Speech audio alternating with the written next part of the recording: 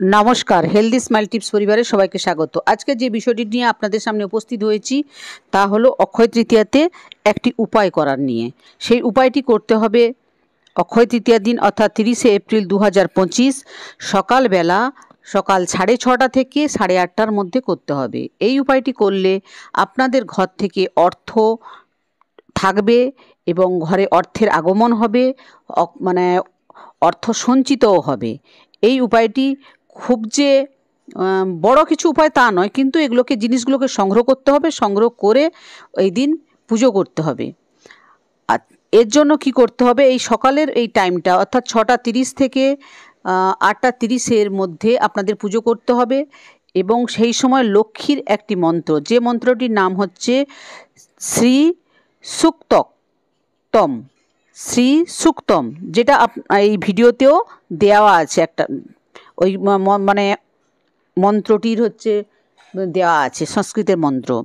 ওই মন্ত্রটি বড়, আপনারা পড়তে অসুবিধা হবে, আপনারা মানে মোবাইলে চালিয়ে দিবেন, চালিয়ে দিয়ে একটা ঘিয়ের প্রদীপ জ্বালিয়ে দেবেন। জ্বালিয়ে দিয়ে আপনারা মা লক্ষ্মীর 8টি রূপের পুজো করবেন।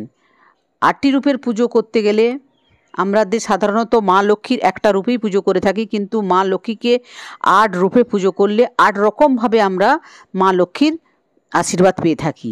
আদি লক্ষ্মী, বিদ্যা লক্ষ্মী, ধনলক্ষ্মী, গজলক্ষ্মী, বীর লক্ষ্মী, সন্তান লক্ষ্মী, বিজয় লক্ষ্মী ও ধান্য লক্ষ্মী, এই 8 লক্ষ্মীর মানে পুজো করতে হবে। অর্থাৎ পুজো সেই রকম কিছু নয়, 8 লক্ষ্মীর 8টি জিনিস একটি সোনালি কাপড়ের উপর রাখুন। অর্থাৎ একটা পেতলের থালা রাখুন, পেতলের থালা রেখে পেতলের থালার উপর একটি সোনালি কাপড় পেতে দিন, পেতে দিয়ে এই জিনিসগুলি রাখুন। আর এদিকে এই মন্ত্রটিও মোবাইলে চালিয়ে রাখুন। আর এই মায়ের 8টি নাম বারে বারে আপনারা বলতে থাকুন বা জপ করতে থাকুন। 8টি জিনিস কি আছে? 8টি জিনিস হলো মা আদিলক্ষ্মী। আদিলক্ষ্মীর জন্য আমরা কি করব? আমরা লাল সিঁদুর ওই সোনালি কাপড়ের উপর রাখব। বিদ্যালক্ষ্মীর জন্য সবুজ এলাচ রাখব। ধনলক্ষ্মীর জন্য আমরা রাখব মানে রূপার একটা কয়েন, ছোট্ট একটা কয়েন কিনে নিয়ে আসতে পারেন। আর গজলক্ষ্মীর জন্য চাল রাখব, আতপ চাল, যে চালগুলি না যেন খণ্ডিত না হয়, একটু বেছে নেবেন যাতে যেন ভাঙা না থাকে। আর বীর লক্ষ্মীর জন্য একটি গোটা সুপারি রাখবেন। আর সন্তান লক্ষ্মীর জন্য হলুদের যে গাঁট পাওয়া যায়, যে গাঁটকে ডাস্ট করে আমরা হলুদ রান্নায় ব্যবহার করি, সেই হলুদের গাঁট রাখবেন, কয়েকটা রাখবেন। আর বিজয় লক্ষ্মীর জন্য আপনারা পদ্মবীজ, কয়েকটা পদ্মবীজ রাখুন। আর ধান্য লক্ষ্মীর জন্য গোটা